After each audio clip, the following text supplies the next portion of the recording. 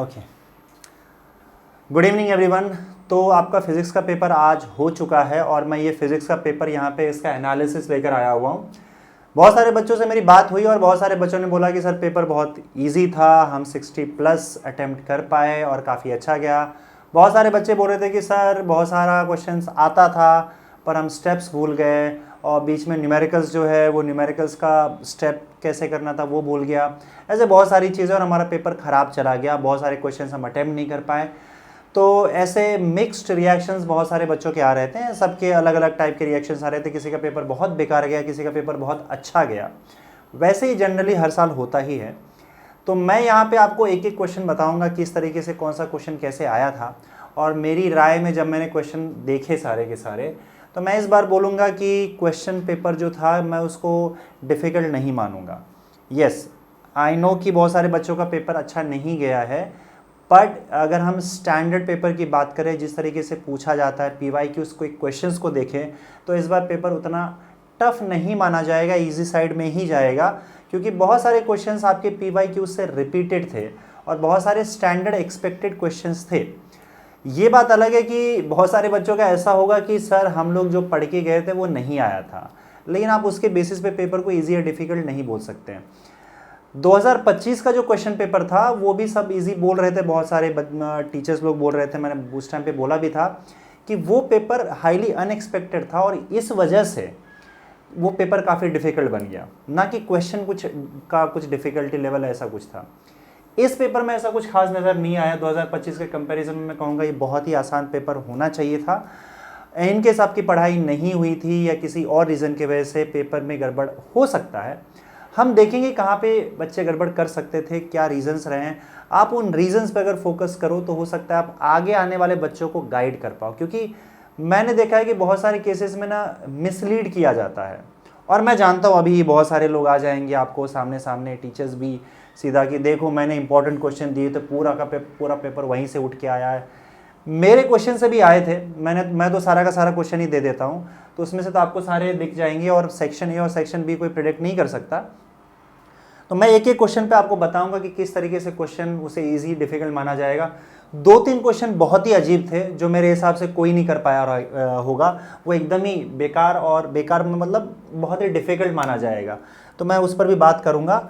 और रही बात जो बोल रहे हैं, आपको बोलेंगे अरे यार मेरा अगर क्वेश्चन कर लिया होता, सारे इंपॉर्टेंट क्वेश्चन मैंने जो दिए थे उसी में से आ जाते हैं। मैं पहले बता चुका हूँ कि तो 4-5 बार ये इंपॉर्टेंस देते हैं, उससे पूरा सिलेबस कवर कर लेते हैं, फिर आपको एक एक दिखा देंगे, देखो यहाँ आया, वहाँ आया था, ऐसे आया था। मैं फिर आपसे कह रहा हूँ कि ऐसे नहीं होता है, समझे, कि आपको मैंने एक सेट ऑफ क्वेश्चंस दे दिया, आप उसको पढ़ के जाओगे और एग्जाम आपका एकदम अच्छा निकल जाएगा। क्यों एग्जाम में गड़बड़ होगा मैं आपको एक एक करके आपको बताऊंगा कि आप इंपॉर्टेंस के चक्कर में जाओगे। तो फिजिक्स का पेपर आपके कॉन्सेप्ट को टेस्ट करने के लिए बनाया जाता है और पहला जो सेक्शन होता है वो वही काम करता है। तो अगर आपका क्लैरिटी नहीं है कॉन्सेप्ट का तो आपको क्वेश्चन भले ही आपने प्रैक्टिस किया हो, आपको आंसर पता है, एग्जाम में आपको समझ ही नहीं आएगा क्या लिखना है, और उस चक्कर में क्या होता है ना कि पेपर खराब चला जाता है। खासकर फिजिक्स की बात कर रहा हूँ, तो एक एक चीज़ को मेरा ध्यान से सुनना और प्लीज़ इन इंपॉर्टेंस के चक्कर में मत पढ़ो। अगर मेरी बात बिल्कुल भी सही लगे, मैं एक एक करके आपको बताऊंगा, तो आप अपने जूनियर्स तक ये बात पहुंचाओ कि आप शुरुआत से ही पढ़ाई करो, पहले दिन से पढ़ाई करो। ये लास्ट के चक्कर में एग्ज़ाम के दिन सुबह उठकर लाइव लेक्चर देख रहे हो, आप एग्ज़ाम के एक दिन पहले पूरा दिन लाइव लेक्चर देख रहे हो और कोई आपको करवा दे रहा है, तो भाई उसने तो करवा दिया पूरा सिलेबस। मेरा भी महा रिविजन हुआ था, मैंने 2 दिन पहले बंद कर दिया था, हालांकि वो लेट मेरे से भी हो गया था, और अगली बार मैं ट्राई करूंगा कि एग्ज़ाम के इतने नज़दीक मैं ना जाऊं, क्योंकि ऐसा नहीं है कि एक दिन में आप सारा सिलेबस खत्म कर दो तो आपको सब कुछ याद रहेगा। कॉन्सेप्ट दिमाग में घुस के बैठना चाहिए, और जब वो बैठेगा उसके लिए समय चाहिए होता है। तो डेफिनेटली अब आपके पास ऑप्शन नहीं था, सब टाइम नहीं था, तो आपने लास्ट मोमेंट पे पढ़ाई किया। अपने जूनियर्स को थोड़ा अच्छे से डेफिनेटली गाइड करो, और ये कोशिश करना उनको बोलना कि शुरू से आप पढ़ो, कॉन्सेप्ट क्लियर रखो। जब कॉन्सेप्ट क्लियर होगा ना तो इवन क्वेश्चन घुमाया जाएगा तो आपको पता चल जाएगा क्या पूछा गया है, और फिर आप आंसर लिख सकते हो। ये भी एक प्रॉब्लम होता है फिजिक्स में, और इस वजह से हम क्वेश्चन अटेम्प्ट नहीं कर पाते हैं। दूसरी सबसे इंपॉर्टेंट चीज़, न्यूमेरिकल्स का इंपॉर्टेंस इस पेपर ने दिखाया होगा, और हर पेपर में होता है। कभी कोई थ्योरी आप भूल गए तो न्यूमेरिकल सहारा बन जाता है। अगर आप बिल्कुल भी न्यूमेरिकल नहीं करते तो ये आपके लिए प्रॉब्लम का सबब बन सकता है। तो एक एक करके देखते हैं कौन सा क्वेश्चन डिफिकल्ट इजी रहा, सेक्शन कैसा रहा। सेक्शन ए मैं बोलूँगा रिलेटिवली सिंपल था, अगर पिछले साल का कंपेयर किया जाता तो बहुत ही सिंपल था।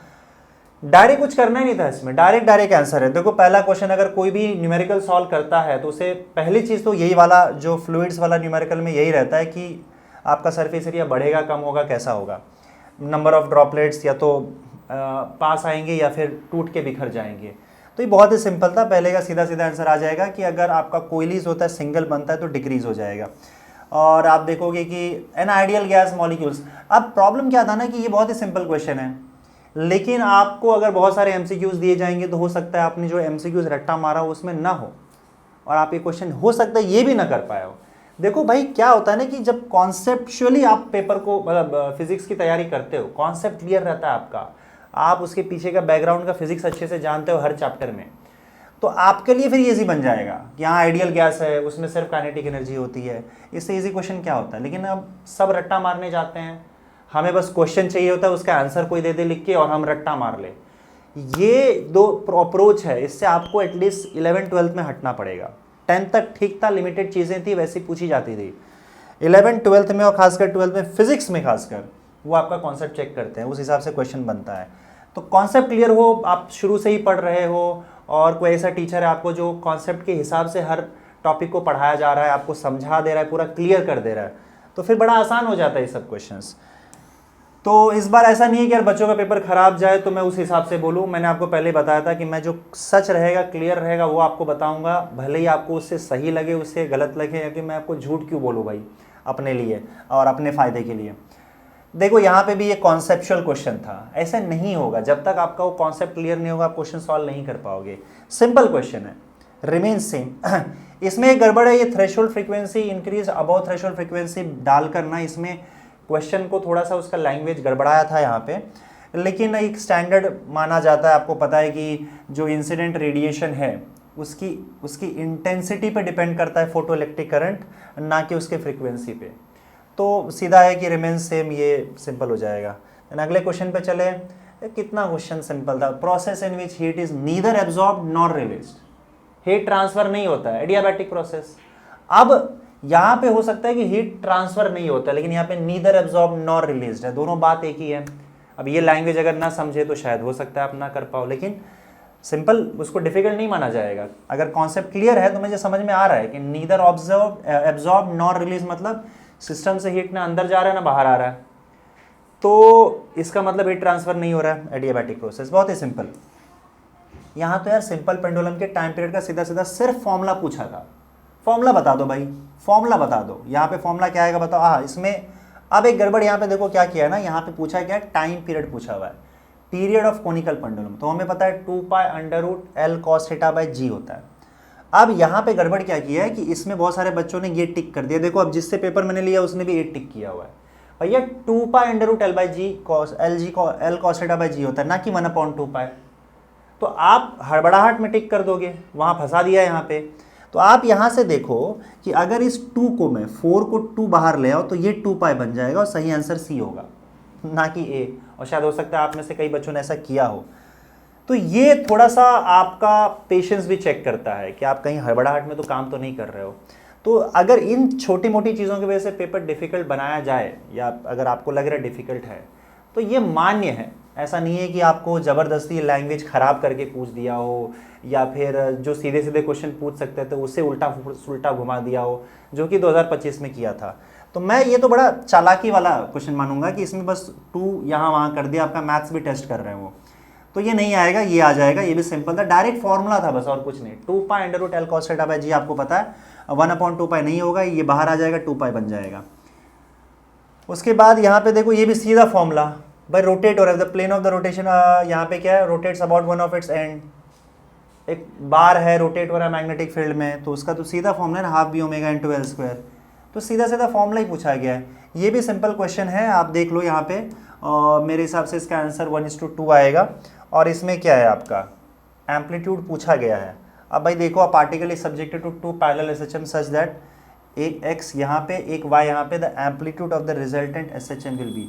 यहाँ पे थोड़ी सी दिक्कत है कि यहाँ पे x दे के रखा हुआ है और यहाँ पे y वाला केस दे के रखा हुआ है, ये थोड़ा अजीब सा है।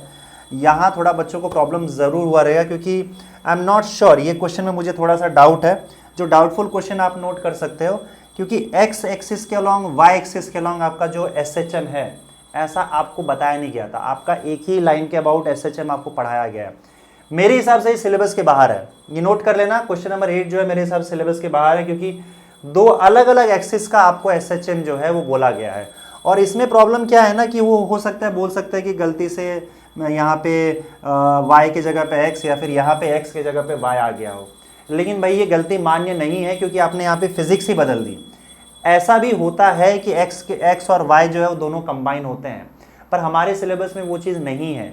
तो या तो यहाँ पे y होना चाहिए था, या तो यहाँ पे x होना चाहिए था, और उसके बाद ये बहुत ही सिंपल बन जाता, क्योंकि रिजल्टेंट एम्पलीट्यूड का आपके पास पूरा इक्वेशन है, a is equal to under root a1 square plus a2 square plus 2a1 a2 cos 5 minus 5 तो यहाँ पे 5 5 तो दिख ही रहा है, पाई बाई 3 होगा। लेकिन ये x और y के चक्कर में मेरे हिसाब से क्वेश्चन आपका गलत हो चुका है, और ये एक गलत क्वेश्चन प्रिंट हुआ है। x की जगह पे y या y की जगह पे x होना चाहिए था हमारे सिलेबस के हिसाब से। आई एम नॉट श्योर कि आपको एग्जामिनर जो है इसके लिए मार्क्स देगा, बोर्ड्स वाले आपको मार्क्स देंगे कि नहीं देंगे, वो मुझे उतना आइडिया नहीं है। लेकिन मेरे हिसाब से क्वेश्चन आपका गलत है, गलत क्वेश्चन है, क्लियर बता रहा हूँ मैं। तो क्वेश्चन में भी कहाँ कहाँ अगर कहीं गड़बड़ है तो आप नोट डाउन कर सकते हो। फिर क्वेश्चन नंबर 9 जो है वो देखते हैं। ये भी सिंपल ही है, बार मैग्नेट है, उसका एरिया दे के रखा हुआ है, मैग्नेटाइजेशन का इंटेंसिटी दिया है, मतलब आपका m दिया हुआ है, length of the bar magnet पूछा हुआ है। ये भी स्टैंडर्ड क्वेश्चन है आपका, ये भी आपको आ जाना चाहिए था, कोई प्रॉब्लम नहीं इसमें। और इसमें आप आगे बढ़ते हैं, रुको, bar magnet of magnetic movement, अच्छा मैग्नेटिक मूवमेंट दिया हुआ है, ठीक है, हाँ वॉल्यूम वाले से आ जाएगा। मतलब आपको बस इंटेंसिटी ऑफ मैग्नेटाइजेशन जो है m, उसका फॉर्मूला लगाना था, फॉर्मूला बेस्ड था, सीधा आपको सीधा ऐसा आंसर आ जाएगा। ये भी बहुत ही सिंपल क्वेश्चन। एक्सेल एक्सिस से बड़ा होता है, पढ़ाई के टाइम पे जब मैं पढ़ाता हूँ तो डिस्क्राइब कर देता हूँ। तो आपका फॉर्मूला ही होता है ना, tan फाई का फॉर्मूला होता है XL minus XC upon R. तो एक्सएल बड़ा होगा तो पॉजिटिव हो जाएगा, एक्सी बड़ा होगा तो नेगेटिव हो जाएगा, सिंपल क्वेश्चन। तो यहाँ तक तो मैं सिर्फ एक क्वेश्चन को छोड़ के, जो कि आपका ये वाला पार्ट था, जो मुझे गलत लग रहा है, एक्चुअली में गलत है वो क्वेश्चन, हमारे सिलेबस के हिसाब से गलत है, बाकी तो ठीक है, मुझे कुछ खास डिफिकल्टी नहीं लगी। और बाकी स्टैंडर्ड क्वेश्चन आप देख सकते हो यहाँ पे भी। इलेक्ट्रिक फील्ड इंटेंसिटी का फॉर्मूला पूछा है, खाली आपको डिराइव भी नहीं करना है, फॉर्मूला पूछा है स्फेरिकल शेल के लिए, बस और कुछ नहीं। इसमें अब लेकिन ये चीज़ क्लियर नहीं किया हुआ है, देखो यहाँ पे थोड़ा सा क्या गड़बड़ है कि बाहर पूछा है अंदर पूछा है। तो मेरे हिसाब से आपको बाहर का ही लगना चाहिए, क्योंकि हम डिराइव बाहर का ही करते हैं, और अंदर इलेक्ट्रिक फील्ड 0 होता है स्फीयर के, और सरफेस पे जो होता है वो small r is equal to capital R हो जाता है। तो मेरे हिसाब से आपको तीनों यहाँ पे मेंशन कर देना चाहिए अपने सेफ साइड के लिए। लेकिन शायद मेरे हिसाब से अगर आप बाहर वाला सिर्फ लिखोगे इलेक्ट्रिक फील्ड का फॉर्मूला तो भी काम चल जाएगा। शेल है तो अंदर 0 है, तो बाहर से भी काम चल जाना चाहिए, जहाँ तक मुझे लगता है। इंस्ट्रूमेंट बताना है ईएमएफ मेजर करने के लिए, potentiometer, voltmeter, simple. Calculate the magnitude of force experience by stationary charge expose to uniform magnetic field. Concept clear होगा, समझ में आएगा आपको। कॉन्सेप्ट के हिसाब से नहीं पढ़ोगे, बस क्वेश्चन सर ये क्वेश्चन आ गया इसका आंसर, ये क्वेश्चन इसका आंसर, ऐसे फिजिक्स 12 का नहीं पढ़ा जाता है। Calculate the magnitude of force experience by stationary charge. रुका हुआ चार्ज यूनिफॉर्म मैग्नेटिक फील्ड में फोर्स एक्सपीरियंस नहीं करता है, सीधा 0 आ जाएगा ये। इसका सिर्फ आंसर आपको 0 लिखना है। Which property of bar magnet is used in navigation. अब ये थोड़ा सा गड़बड़ है, ये तो उन्होंने मुझे लगता है कहीं और से बाहर से क्वेश्चन उठाया दूसरे बोर्ड वालों से, क्योंकि मैंने अभी तक तो मैं अपने बोर्ड में कभी ऐसा क्वेश्चन देखा नहीं। Which property of magnet is used in navigation. तो ये डायरेक्शनल प्रॉपर्टीज होती है, आप उसको एक्सप्लेन करके लिख भी सकते थे कि हमेशा नॉर्थ साउथ में ही आपका बार मैग्नेट हमेशा सस्पेंडेड रहेगा, तो नॉर्थ साउथ में ही उसका डायरेक्शन रहता है, तो हमें उससे डायरेक्शन का पता चल जाता है। इस प्रॉपर्टी का यूज़ करते हैं। अपने मन से भी वर्ड्स, अपना भी वर्ड्स अगर लिखोगे तो मार्क्स मिलना चाहिए, ऐसा कोई रूल नहीं है, प्रॉपर कोई आंसर होना चाहिए। ये सीधा है एमसीक्यू, एकदम स्टैंडर्ड एमसीक्यू। आपके टेक्स्ट बुक में एमसीक्यू में ये न्यूमेरिकल डाल के रखा हुआ है, सीधा सीधा। तो what is beta D plus D के, तो ये तो अल्फा डी के बीटा डी के सीधा इसका डेफिनेशन है। इफ द टेंशन इन, ये भी देखो 21%, ये तो भाई मुझे लगता है शायद इसमें क्वेश्चन इसका ये भी नहीं बदला हुआ है,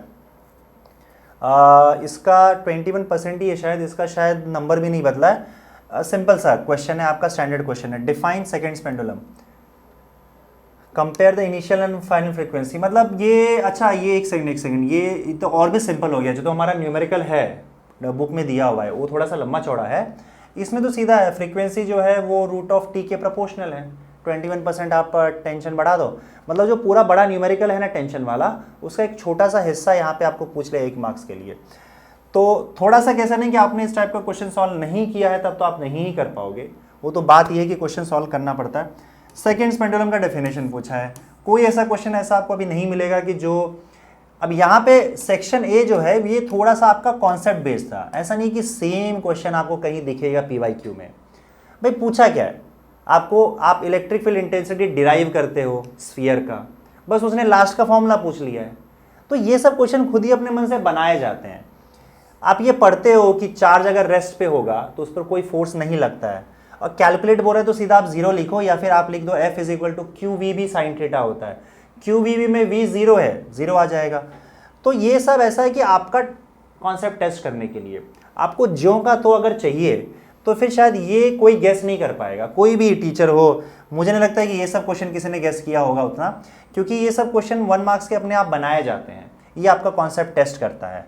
और उसके बाद उसमें भी देखो ये seconds pendulum, beta plus D के, या फिर ये जो क्वेश्चन है आपका ये तो मेरे हिसाब से डायरेक्ट है, 2-3 क्वेश्चन तो ऐसे डायरेक्ट था जो आंसर हम दे सकते हैं अगर एक ओवरऑल हमारी फिजिक्स की पढ़ाई हुई है तो। या फिर हम सिर्फ क्वेश्चन एक्शन पे जाते हैं, कॉन्सेप्ट नहीं आता है तो फिर तो प्रॉब्लम होगा डेफिनेटली। सेक्शन ए में भी प्रॉब्लम होगा। सेक्शन बी पे आते हैं। सेक्शन बी में बहुत सारे बच्चे बोल रहे थे सर नहीं हो पाया, गड़बड़ है। नॉट श्योर कि वहाँ क्या गड़बड़ है, मैं आपको बता दूँ इसका एक क्वेश्चन आपको पीवाईक्यूज में मिल जाएगा। पिछले 4 से 5 साल का पीवाईक्यू निकालो। मैंने अपने जो क्या बोलते हैं, मैंने बहुत सारे बच्चों जिन्होंने मुझसे पूछा ना, मैंने कंटिन्यूसली उनको बोला है कि भाई पीवाईक्यूज कर लो और न्यूमेरिकल्स भी पीवाईक्यूज के करो। वैसे ही क्वेश्चंस आए हुए हैं, और मैंने जो क्वेश्चंस दे रखे हैं इंपॉर्टेंस वाले पिछले साल के ही दिए थे, और वही मैंने बोला था यूज़ करने के लिए, वैसे ही क्वेश्चंस हैं। और जो उमंग बैच में मैंने कराया था, उमंग बैच में तो बहुत सारे बच्चों ने बोला कि सर वैसे के वैसे क्वेश्चन आए हुए हैं, लेकिन मैं फिलहाल इसके लिए गर्व महसूस नहीं कर रहा हूँ भाई, क्योंकि मैं कभी भी इंपॉर्टेंस में गेम नहीं खेलता हूँ, ठीक है। और वो मैंने इंपॉर्टेंट क्वेश्चंस नहीं दिए हुए, मैंने पूरे सिलेबस के क्वेश्चंस दे दिए हैं, सारे दिए हुए हैं, और उसके बाद भी घूम फिर के एक आध क्वेश्चन यहाँ वहाँ आ जाता है। तो तुम सिर्फ 4 क्वेश्चन 5 क्वेश्चन कहीं से करके चले जाओगे, और कोई टीचर कितना भी बोले तो पेपर में गड़बड़ तो होगा ना। आपको पढ़ना तो पड़ेगा पूरा। अगर आपने, और क्या होता है ना, 4-5 क्वेश्चन करने से, सिर्फ वही क्वेश्चन करने से हमारा दिमाग नहीं खुलता है और हमारा कॉन्सेप्ट क्लियर नहीं होता है। और जब कॉन्सेप्ट क्लियर किए बिना पेपर में बैठोगे तब ये सब क्वेश्चन नहीं हो पाएगा जो मैं डिस्कस कर रहा था, क्योंकि हमें पता ही नहीं है थ्योरी क्या है, उसके पीछे कॉन्सेप्ट क्या है। हमने तो 10 इंपॉर्टेंट क्वेश्चंस कर लिए थे, और फिर उन क्वेश्चंस को भी आपने अगर लास्ट मोमेंट पे करोगे तो हो सकता है स्टेप भूलने की वजह से वो भी ना आए, फिर आपका मूड खराब हो जाए कि हे भगवान कैसा पेपर बनाते हैं। तो एक ही सोल्यूशन है, मैं आपको क्लियर बोलता हूँ, पढ़ाई शुरू से करनी है आपको। और मैंने जो भी क्वेश्चंस के लिस्ट दिए हैं और मैं देता हूँ, मैं सब दे देता हूँ सारे क्वेश्चंस। अगर आपका कॉन्सेप्ट क्लियर है और फिर आप वो मेरे दिए हुए क्वेश्चंस को कर लेते हो, जो लगभग सारे के सारा थियरी को कवर करता है, उसके बाद अगर घुमा फिरा के भी पूछ लेना तो आपके पास कॉन्सेप्ट होगा, आपके पास क्लैरिटी होगा कि आप उसका आंसर दे लो। ऐसे फिजिक्स को पढ़ा जाता है। और नहीं पढ़ोगे तो फिर यही है, ये इन टीचर्स के चक्कर में पढ़ोगे ना, लाओ भैया आज 2 दिन पहले मैं ये करवा देता हूँ 10 क्वेश्चन, पेपर इसी में से आएगा। अरे पेपर उसी में से भी आएगा ना तो भी नहीं कर पाओगे। फिजिक्स है, तुम्हारा कॉन्सेप्ट टेस्ट करेगा, कॉन्सेप्ट 2 दिन में सीख लोगे क्या? तो ठीक है, अगर आपने कुछ नहीं किया है, कोई लास्ट मोमेंट पे आके हेल्प कर रहा है, कोई क्वेश्चन करवा दे रहा है, तो भाई कुछ नहीं किया तो उससे बेटर है कि आप कुछ करके चले जाओ। मुझे कोई प्रॉब्लम नहीं उस चीज़ से। इससे आदत मत बनाओ। अन्ना अपने जूनियर्स को बोलो कि देखो ये जो टीचर है ना, इस बात से टीचर की तारीफ नहीं होनी चाहिए कि मैंने 5 क्वेश्चन दिए उसमें से 4 आ गए। ये सबसे बेकार चीज़ है। वो सिर्फ उन बच्चों के हेल्प करने के लिए कि लास्ट में किसी को पास होना है कि नहीं होना है। ये जनरली सबका ये तरीका नहीं होना चाहिए। और मैं पिछले कुछ सालों में देख रहा हूं, और खासकर यूट्यूब के टीचर्स की वजह से I am extremely sorry for this, लेकिन ये तरीका सही नहीं होता। कि बच्चा साल भर नहीं पढ़ेगा, मैं अगर बोल दूं कि मैंने 15 क्वेश्चन दिए उसमें से 14 क्वेश्चन ही पेपर बन के आ गया, लीक जैसा हो गया, पता नहीं क्या क्या वर्ड यूज करते हैं, तो बच्चा पढ़ना छोड़ देगा। वो बोलेगा चलो ठीक है लास्ट में 15 क्वेश्चन कर लेंगे, अभी पढ़ने की क्या जरूरत है। ये सिर्फ और सिर्फ नुकसान होता है, और बच्चा वो 15 क्वेश्चन में नहीं कर पाता है कॉन्सेप्ट सही ना होने की वजह से। खासकर फिजिक्स में तो ऐसा होता ही है। चलो आगे बढ़ते हैं यार। What are eddy current? ये सीधा सीधा पीवाईक्यू है, सीधा सीधा पीवाईक्यू है। एरर बताना है आपको, उसके बाद मिनिमाइजेशन उसका करना है। ये थोड़ा सा था कि भाई बाइप्रिज्म एक्सपेरिमेंट का जो रे डायग्राम है, शायद किसी को क्वेश्चन समझ में भी नहीं आया होगा, तो मैं इसको आपको बोल देता हूं कि चलो ठीक है, ये मेरे हिसाब से मेरे इंपॉर्टेंट क्वेश्चन की लिस्ट में भी नहीं था, और ये थोड़ा सा था कि भाई पहली बार ऐसा डाल दिया था question, but you have options, right, आपके पास ऑप्शन है, एक को आप नेग्लेक्ट कर सकते हो। तो क्वेश्चन नंबर 5 में मान के चलूंगा कि एक थोड़ा सा ट्विस्ट था, क्योंकि अब भाई उतने पूरे चैप्टर में वो बाइप्रिज्म का एक डायग्राम पूछ ले, ये थोड़ा सा अटपटा लगा, और शायद मुझे भी ऐसा लगा कि मुझे भी लग रहा था कि शायद ये तो ना पूछे हो, लेकिन ठीक है, पूछने के लिए फ्री है, टेक्स्ट बुक में से कुछ भी पूछ सकते हैं, लेकिन ये थोड़ा अलग था। Radius of nth Bohr orbit कितनी बार पूछा गया है ये, और उसके बाद आपका ये क्वेश्चन थोड़ा सा आप कैसा ना कि फॉर्मूला याद रहेगा तो हो जाएगा, तो मान के चलता हूँ कि थोड़ा सा अलग दिख रहा था ये, लेकिन टॉर्क का ही क्वेश्चन था मेरे हिसाब से ना, नहीं पावर रेटिंग का क्वेश्चन तो था यार, ये नहीं, ये तो सीधा टेक्स्ट बुक वाला क्वेश्चन है, और ये स्टैंडर्ड क्वेश्चन है, पीवाईक्यू का क्वेश्चन है। इसमें एक गड़बड़ है, क्वेश्चन नंबर 8 में आप गड़बड़ वापस से नोटिस कर सकते हो। क्वेश्चन नंबर 8 में यहां पे दिया हुआ है electric dipole consist of 2 unlike charges, ये वर्ड जो है अनलाइक नहीं आना चाहिए, वहां पे लाइक चार्जेस आना चाहिए, क्योंकि अनलाइक चार्जेस नहीं लाइक चार्जेस होता है आपके डाइपोल में, पर इस वजह से वो इस क्वेश्चन को गलत मानेंगे कि नहीं मानेंगे मुझे पता नहीं, क्योंकि बाकी सारा क्वेश्चन तो सही था, और स्टैंडर्ड क्वेश्चन है, आपको 180 डिग्री के थ्रू उसको टर्न किया और आपको work done, PE cos theta minus theta naught, सीधा सीधा है ये। Derive an expression for the magnetic field produced by current in a circular circular arc, ये सिंपल क्वेश्चन 2 मार्क्स का। डिसएडवांटेजेस आज तक कभी मेरे हिसाब से पूछा नहीं था फोटो डायोड का, तो ये भी मान के चलूंगा कि थोड़ा सा गड़बड़ है इस बार, डिसएडवांटेज भी पूछ लिया, ये एक एक्स्ट्रा पार्ट आ गया, लेकिन खैर आपके पास एडवांटेजेस तो था, अगर आप एडवांटेजेस लिख देते तो आपको हाफ मार्क्स मिल जाता है यहाँ पे।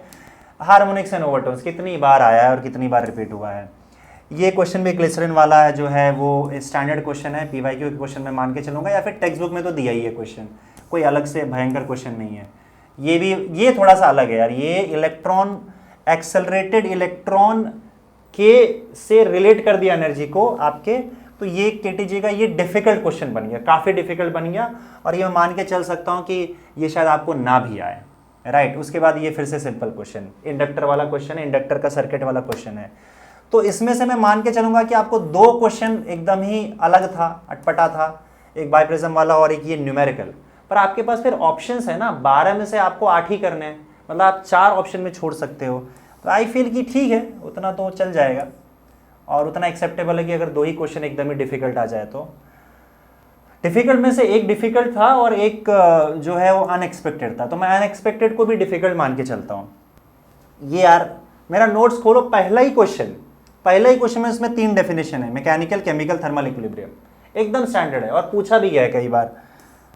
रेजोनेंट फ्रीक्वेंसी, सीरीज रेजोनेंट, अब इससे क्या सिंपल ही तो है। बार मैग्नेट वाइब्रेटिंग, अब ये क्वेश्चन कई बार कई लोगों ने नहीं सोचा होगा कि शायद आ सकता है, पर मैंने इसको इंक्लूड किया था क्वेश्चन में, क्योंकि मुझे मालूम है कि वो पूछ देते हैं, पूछ सकते हैं, कुछ भी पूछ सकते हैं, तो जो डेरिवेशन है ये थोड़ा सा अलग हो सकता है, अनएक्सपेक्टेड हो सकता है, लेकिन कुछ अलग, मतलब कुछ नया नहीं था मेरे हिसाब से शायद। ये जो है क्वेश्चन वो आप बोल सकते हो कि SHM में तो भाई एक अच्छा खासा डेरिवेशन है इसका। ये वापस से देखो, फिर से इस चैप्टर का पहला क्वेश्चन तो यही पढ़ेंगे, क्योंकि बहुत बार रिपीट हुआ है। मैग्नेटाइजेशन डिफाइन करना है, SI यूनिट डायमेंशन बताना है, और what is the relation between permeability and magnetic susceptibility, relation बताना है खाली, आपको 3 मार्क्स यहाँ पे मिल जाएगा, 2 स्टेप में, 3 स्टेप में। डेफिनेशन लिखना है, 2-3 लाइन लिखोगे आप, SI यूनिट और डायमेंशन और इसका रिलेशन, सीधा 2-3 लाइन के बाद आपको सीधा 3 मार्क्स मिल जाएगा। तो अगर मान लो ये थोड़ा सा है मैग्नेट वाइब्रेटिंग वाला भी, तो आप एक ऑप्शन में छोड़ भी तो सकते हो। और फिर उसके बाद क्या है, पोटेंशियल, इलेक्ट्रिक पोटेंशियल का डेरिवेशन इलेक्ट्रोस्टैटिक्स का, तो ये भी सिंपल डेरिवेशन, पूरे चैप्टर में मैं उसको डिफिकल्ट डेरिवेशन नहीं मानूंगा, इलेक्ट्रिक पोटेंशियल आपको ढूंढना है, स्टैंडर्ड डेरिवेशन है आपका। फिर ये वापस de Broglie wavelength, chapter number 14 का, ये जो एक ही डी ब्रॉगली वेवलेंथ का एक ही कॉन्सेप्ट ही, एक ही डेरिवेशन ही है, वही है उस चैप्टर में से, तो मेरे हिसाब से ये भी सिंपल साइड में ही जाना चाहिए, एक क्वेश्चन को छोड़ के। फिर इसमें क्या है बताओ, input output wave, full wave rectifier, half wave rectifier, full wave rectifier, लगभग हर एग्जाम में पूछा गया है सेमीकंडक्टर में से अगर कोई क्वेश्चन आता है तो। ये भी स्टैंडर्ड क्वेश्चन है आपका, स्ट्रिंग गिटार वाला जो आपका वेव्स है उसका क्वेश्चन है। फिर ये भी स्टैंडर्ड क्वेश्चन है आपका, ये थर्मोडायनेमिक्स का एकदम स्टैंडर्ड क्वेश्चन। एंड देन उसके बाद फिर ये भी देखो यार, ये तो पिछले साल ही आया था, 2025 में ही क्वेश्चन आया था और वापस से रिपीट हुआ है, खाली वैल्यूज चेंज करके रिपीट हो गया है। ये क्वेश्चन 25 वाला ये नहीं हो पाता, ये मेरे हिसाब से किसी से नहीं हो पाएगा, क्योंकि ये सीधा आप समझ लो कि JEE का क्वेश्चन है, सीधा JEE का क्वेश्चन उठा के डाला है। ये मुझे लगता है बाहर से किसी दूसरे बोर्ड्स जो है ना उनसे कॉपी करके डाल दिया होगा, आई एम नॉट श्योर, लेकिन ये पता नहीं, ये एकदम ही भयंकर है, ये तो किसी को समझ में भी नहीं आएगा क्या पूछा गया है। इस वाले पार्ट में ये एनर्जी देने की जरूरत नहीं थी, इससे थोड़ा कंफ्यूजन क्रिएट हो गया, लेकिन स्टैंडर्ड क्वेश्चन आप इसको अवॉइड करके क्वेश्चन सॉल्व करोगे, बहुत सिंपल 3 से 4 स्टेप में आंसर आ जाएगा। सिंपल क्वेश्चन है ये मेरे हिसाब से, और ये अगर इस टाइप का क्वेश्चन सॉल्व नहीं करोगी जिस टाइप का, तब तो नहीं ही आएगा। देन आपका सेक्शन डी में आपका बबल के लिए बहुत सारे बच्चों ने ड्रॉप के लिए इसको डिराइव कर दिया था। बबल के लिए लाप्लास ऑफ स्फेरिकल में PI - PO is equal to 40/R derive करना है आपको। फिर आपका maximum safety speed curved horizontal road है, हॉरिजॉन्टल रोड बहुत सारे बच्चे एंगल ऑफ बैंकिंग का करके आ गए थे, तो थोड़ा सा हड़बड़ाहट की वजह से भी प्रॉब्लम हो जाता है पेपर में। मोमेंट ऑफ इनर्शिया निकालना था, ठीक है, वो भी मतलब स्टैंडर्ड क्वेश्चन ही माना जाएगा। और ये देखो AR और T is equal to 1 prove करना है, इससे सिंपल क्या होगा, 2 लाइन में आंसर है, 2 स्टेप में A + R + T is equal to 1 prove करने का। और यहाँ पे भी ये भी आपके टेक्स्ट बुक का ही क्वेश्चन है, टेक्स्ट बुक का एकदम मेरे हिसाब से इसका तो नंबर भी चेंज नहीं हुआ है, सीधा सीधा टेक्स्ट बुक का क्वेश्चन उठकर आया हुआ है। सेल्फ इंडक्टेंस, म्यूचुअल इंडक्टेंस हर साल पूछते हैं भाई, इस चैप्टर से ये 2 डेफिनेशन पूछते ही पूछते हैं, सिंपल है, ये भी सिंपल ही माना जाएगा। और उसके बाद फिर फ्रिंज विड्थ पूछा गया है, जो कि एक सबसे इंपॉर्टेंट डेरिवेशन जो है 4 मार्क्स के लिए आपके वेव ऑप्टिक्स में, वो यही होता है और यही पूछा गया। तो पूरा पेपर इवन ऑप्शन सहित अगर 2-3 क्वेश्चन को छोड़ दिया जाए तो मेरे हिसाब से PYQ सही बना है। स्टिल मैं जानता हूं कि भाई जिन बच्चों का एग्जाम अच्छा नहीं गया है उन्हें ये सब चीज़ अच्छा नहीं लगेगा सुनकर, राइट। तो मैं बस ये भ्रम दूर कर रहा हूं कि ऐसा नहीं होता, ताकि आप आगे आने वाले बच्चों को गाइड करो। प्रॉब्लम सिर्फ इतना होता है कि अगर हमने शुरू से नहीं पढ़ा रहता है, लास्ट में जाके हम पढ़ते हैं, तो दिमाग में बहुत ऊपर नीचे चीज़ें हो जाती है और फिर हम कन्फ्यूजन के मारे, हो सकता है कुछ चीज़ें आती हो तो भी हम नहीं लिख पाते और हमें पता ही नहीं चलता, पता नहीं क्या पूछा है, कहाँ से पूछा है। ये एक प्रॉब्लम ज़रूर है। अब जो हो गया सो हो गया, अब टेंशन लेने की ज़रूरत नहीं है, छोड़ो इन सारी चीज़ों को, अगले पेपर की तैयारी करो, आगे की तैयारी करो। और एक कोशिश ज़रूर करना, अगर आपको ज़रा सा भी मेरी बात सही लगे, नहीं लगे तो भाई गाली दे देना, मैं गाली के लिए तैयार हूँ। पिछले बार मैं बच्चों के सपोर्ट में आया था 2025 के लिए, क्योंकि क्वेश्चन पेपर सही से नहीं बनाया था, लेकिन अब इससे ज़्यादा क्या एक्सपेक्ट करोगे। और 2-3 क्वेश्चन में अपने हिसाब से फंसाए भी ना तो कैसे चलेगा, जबकि पेपर ऑप्शन में भी रहता है बहुत सारे क्वेश्चंस। तो ठीक है, मतलब मेरे हिसाब से पेपर को मैं इजी साइड में डालूंगा। और आगे प्लीज़ आप अपने जूनियर से मेरे तरफ से एक बात ज़रूर बोल देना, आपकी बात शायद वो माने, मेरी बात तो उतनी नहीं मानते हैं और फिर वो लास्ट मोमेंट पे चले जाते हैं। पढ़ाई पहले दिन से करो, शुरू से करो, रेगुलरली करो, और तब जाके लास्ट में अगर आप महा रिविजन की जैसा ये सब रिविजन करते हो ना, तब दिमाग में बैठेगा। ये नहीं कि अगले लास्ट 1 महीने में ही पढ़ाई करनी है, कुछ नहीं करना है। और ये सर हैं हमारे सर यूट्यूब पे, ये हमें 10 क्वेश्चन दे देंगे, पेपर लीक करवाते हैं, पेपर लीक जैसा हो जाता है और यही क्वेश्चन दे देते हैं एनालिसिस करके, तो एग्जाम में आ जाता है, तब यही हाल होगा। और जो हर साल फिजिक्स में होता है, क्योंकि फिजिक्स में आपका कॉन्सेप्ट और क्लैरिटी चेक किया जाता है। बाकी पेपर में हो सकता है चल जाए, फिजिक्स में नहीं चलता है। तो ये आपसे नम्र निवेदन है कि आप ये बात, मेरा ये मैसेज अपने जूनियर्स तक फॉरवर्ड कर दो, ताकि आप एक अच्छा गाइड बन पाओ उनका। Thank you so much. Tension लेने की कोई ज़रूरत नहीं है बच्चों, जैसा गया गया, जाने दो उसको, क्योंकि आप एक एग्ज़ाम आपके लाइफ को डिफाइन नहीं कर सकता, एक एग्ज़ाम आपको आपकी पूरी लाइफ को फिक्स नहीं कर सकता। तो जो गया जाने दो, आगे के पेपर की तैयारी करो। और जब भी हमारे साथ कुछ गड़बड़ होता है, हमें बस उससे एक सीख लेना चाहिए, जिससे हम मैच्योर बन जाते हैं और आगे लाइफ के डिसीजंस जो है वो अच्छे ले पाते हैं। Thank you very much.